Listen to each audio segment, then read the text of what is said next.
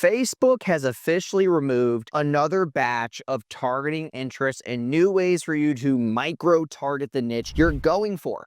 And most advertisers like yourself did not realize it because you're not micromanaging it like us. We currently manage over 500 ad accounts, spending upwards of $500,000 a day on ads. So you better listen to this video because we're seeing a shift going from targeting to creative strategy that I want to break down for you in today's video. And we've done this in 90 plus industries. Okay, there's a couple of notes that I took for you that I wanted to share before we really hop into the nitty gritty and, go through my ad account, show you what I'm doing personally, spending 18 to 20K per day, booking out my sales team's calendar. Point one I wanted to make was the targeting removal pattern. Okay, and what I've witnessed. Now, over the past 3 years, running ads across 90 plus industries, I've tracked every targeting option and when Meta actually removed it. Okay, these occurrences sometimes were happening every 6 months, then they went to a couple of months, and now they go to every couple of weeks. They're just changing something. Okay, recent removals include specific behavioral categories,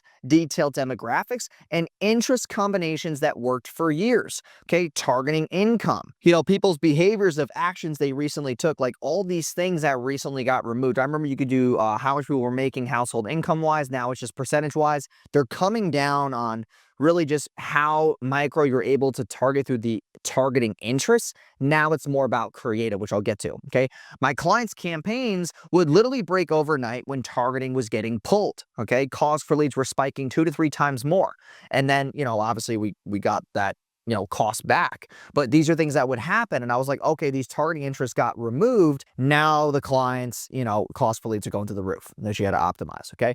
The removal pace is accelerated. Okay. What used to take 6 months now happens in just weeks. Like I said before, these changes can happen every couple of weeks, sometimes once a month, sometimes once a quarter, sometimes a couple months out, whatever it looks like. Okay. And most business owners like yourself are not noticing until the performance tanks. And then you're blaming your ads and, they're just not tracking the pattern like we are. We have 100 plus team members. We have 2 eyeballs, obviously Prefer says 200 plus eyeballs being tracked per day on all these ad accounts. So we see what changes. We see how things are correlated. We see how the data is obviously changing and how that's affecting ad performance. Now, the second piece here is why targeting became obsolete. Okay, and this was a huge revolution as far as, how people use the ads manager, but also how creatives were being developed. Okay, iOS privacy updates force Meta to reduce data collection, but the real shift is more algorithmic.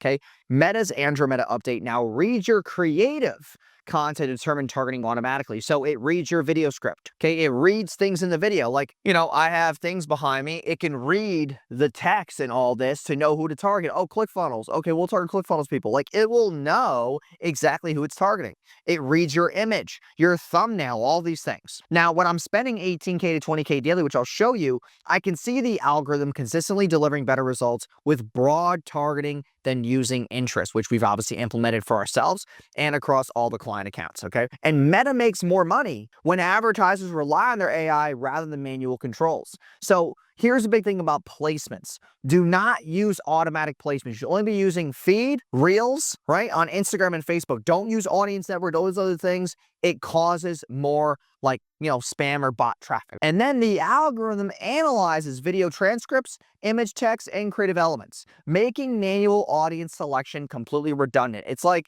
if my ad says tax planners and then in my targeting, I'm targeting tax planners, it's overlapping and it becomes redundant. Now I want to go over what actually works in the post-targeting world based on clients' results, okay? My highest performing clients already run campaigns with minimal targeting constraints and more about creative and strategy, pumping out more image ads, more ad copy, okay? More video thumbnails, more video scripts in general. We're pumping those things out consistently. Webinar funnels are generating the richest engagement data because of the longer duration of time. A webinar lead that shows up that gets pushed to Facebook watching a 60 plus minute live webinar is a better lead than a 15-second ad interaction. Okay, so we're able to give that, Meta's AI more enriched data. Long-form educational content performs better because it provides clear signals about user intent and interest, just like a webinar, but also long-form videos like this.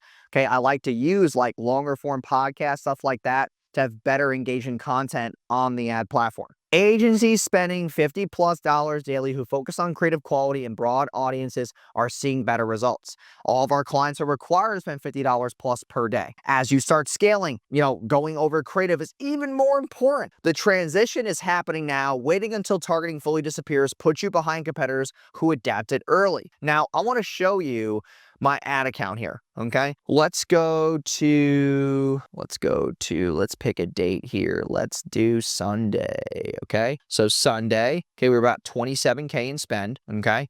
Now, what am I doing differently inside of the ads manager? If you go into a campaign here, I'm doing broad only, but I'm testing different creatives. So these are always going to be broad and just different creatives. Okay. CPMs are consistent. That's always going to be that way.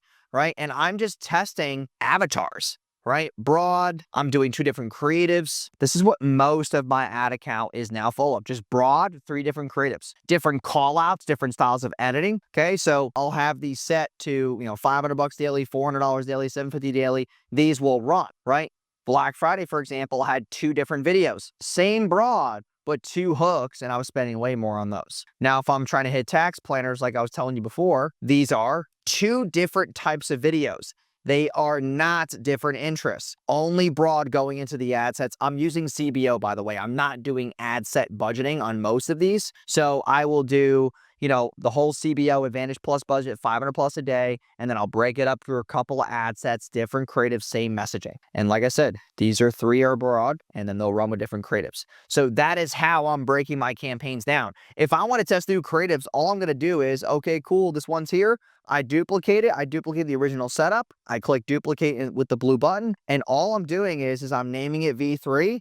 And then I'm just going into the ad levels and I'm literally just, putting new creatives in. And I'll name the ad set and the ad level based on that to make sure there's congruency so that Hyros picks up the right data. I just want to give you a quick perspective on this because running ads is mostly about creative now. You got to get really good on camera, got to get really good at hammering out new scripts, which we help our clients do and have this whole pinwheel. So if you want us to implement this for you, click the link in the description below. It's also in the comment section pinned. I'd love to implement this same exact creative pinwheel for you so you can get ahead of all of the meta removals and keep control of your ad account. So click that link, book a demo call. I'll see you in the next video, and peace out.